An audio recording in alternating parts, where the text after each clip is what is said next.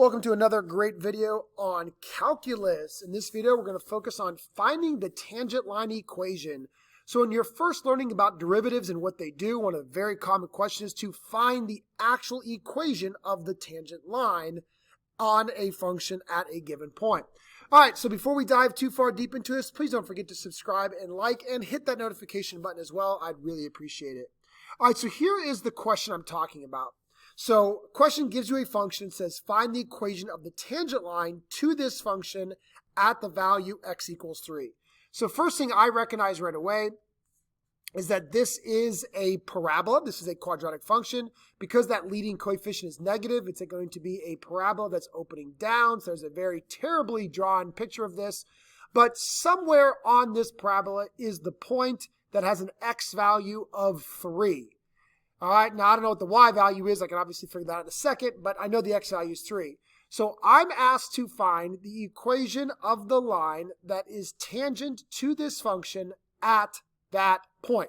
That's the equation I'm trying to find. All right, so at the end of the day, we're trying to find the equation of a line. What do we need to find the equation of a line? Well, this might be going back to your algebra days or even pre-algebra. There's two things you need to find the equation of a line. First thing you need is a point. We need the point on the line, right? The second thing we need is the slope of that line. And if we have a point on that line, we have the slope of that line, then the easiest and most recommended formula to use is point-slope form. This is the one form of a line I feel most kids forget about or never get properly taught. I apologize if that's you, because this is the easiest form to use. So you take the x coordinate from your point, you put it right here. You take the y coordinate from your point, you put it right here. You put the slope right here. The y stays y, the x stays x, and boom, you got yourself an equation of a line. From point-slope form, you could go to standard form. You could even go to slope-intercept form. But this is the easiest form to use if you simply have a point and a slope. All right, so let's talk about how to find the point and the slope. So the first thing we have to do is find the point. So how do we find the point? Use the function. That is what functions do.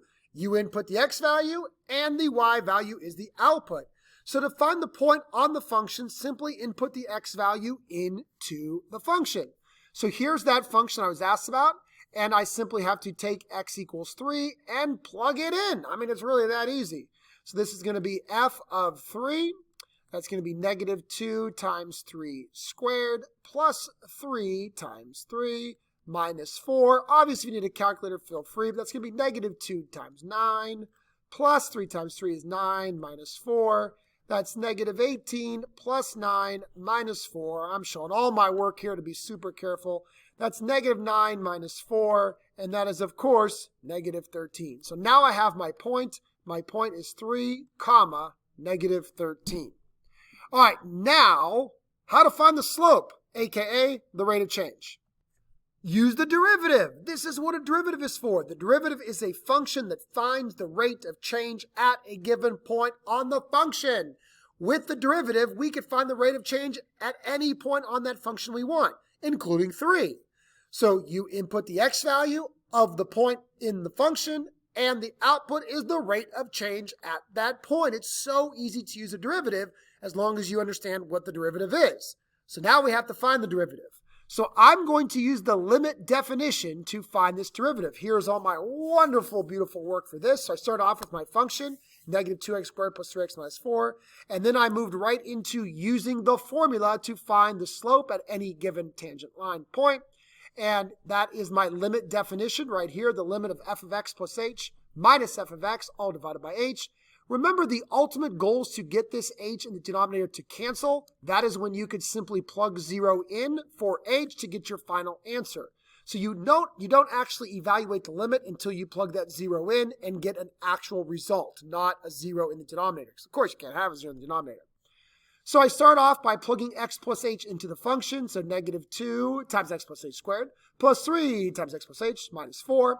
And then I subtract f of x, which is just subtracting the original function itself. Be careful to put that in parentheses because I am going to have to run this negative sign through.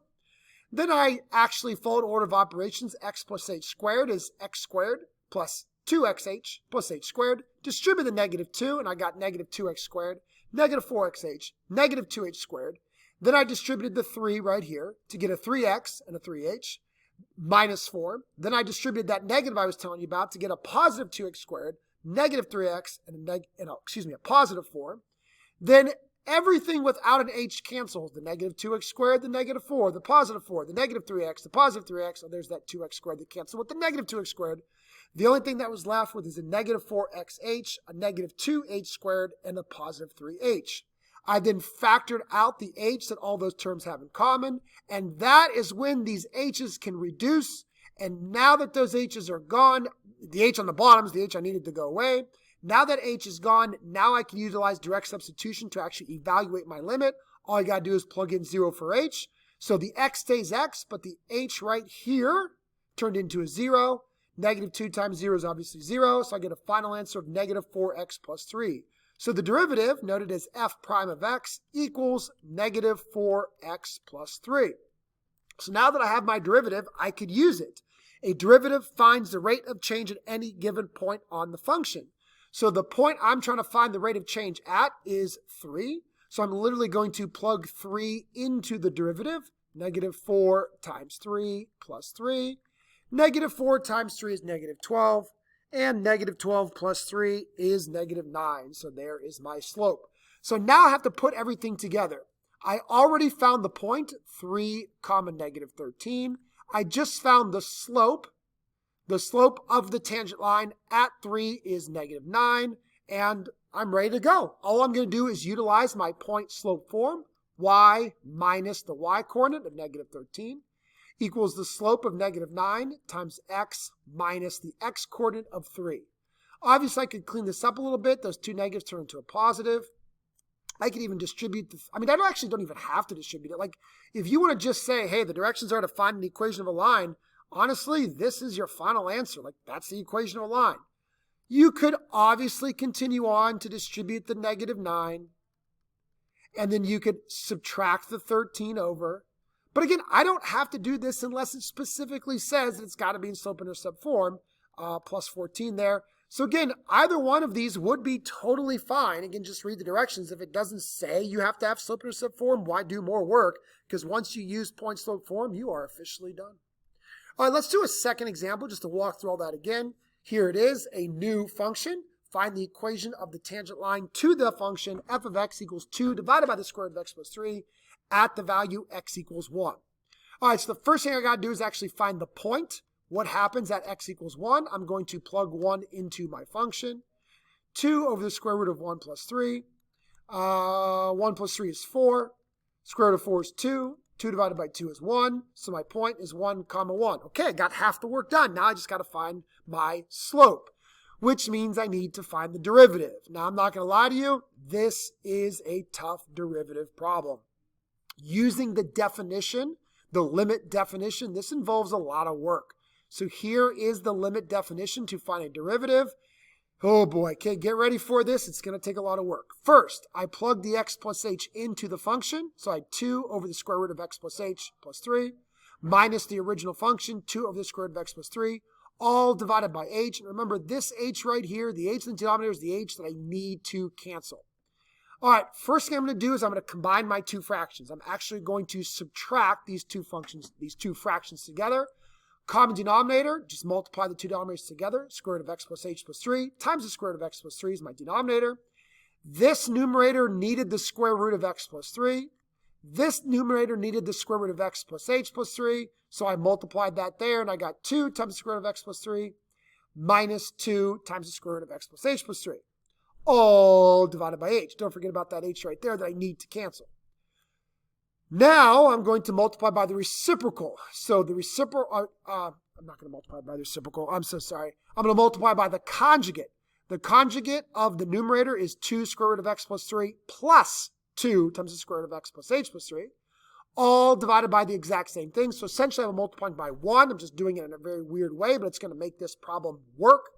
So in the numerator, when I multiply the 2 times the square root of 2, excuse me, let me say it again. When I multiply the 2 square root of x plus 3 times another 2 square root of x plus 3, I get 4 times x plus 3. When I multiply the backs together, I get negative 4 times x plus h plus 3. Notice that the outside and inside terms I didn't even write down because they're going to cancel. That's the whole point of multiplying by the conjugate. Now, what does get a little bit ugly here is my denominator. So I had that common denominator from earlier, the square root of x plus h plus 3 times the square root of x plus 3. Then I'm multiplying that by the conjugate, 2 times the square root of x plus 3 plus 2 times the square root of x plus h plus 3. So that gets really ugly. Just bear with me. It'll work out. But don't actually multiply anything in that denominator out anyway. The final thing I'm going to do in this next step is instead of dividing everything by h, I'm going to multiply by the reciprocal 1 over h. It just makes writing it a little bit easier. I could have actually even done that earlier. Now in the numerator, I'm going to do a little bit of distribution. 4x plus 12 minus 4x minus 4h minus 12. The negative 12 and the positive 12 cancel. The negative 4x and the positive 4x cancel. The only thing left is the negative 4h. This h and this h can then cancel, which is what I've been waiting for. That means I'm now ready to evaluate the limit by direct substitution, plugging in a 0 for all of the remaining h's. So this h right here becomes a 0. This h right here becomes 0. Now notice I no longer have to write the limit because I've now actually solved the limit by using direct substitution.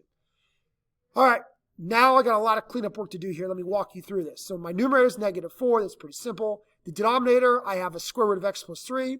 Times another square root of x plus 3, that's here and here, multiplied by 2 square root of x plus 3 plus 2 square root of x plus 3. Again, when these h's turned into zeros, it made that happen.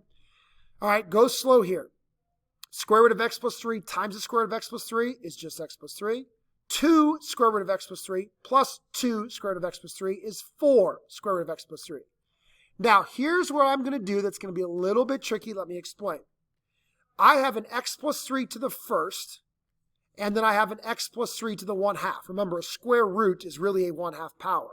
So because my bases are the same, x plus 3 and x plus 3, one being raised to the first, one being raised to the half, I can add those together. 1 plus a half is 3/2.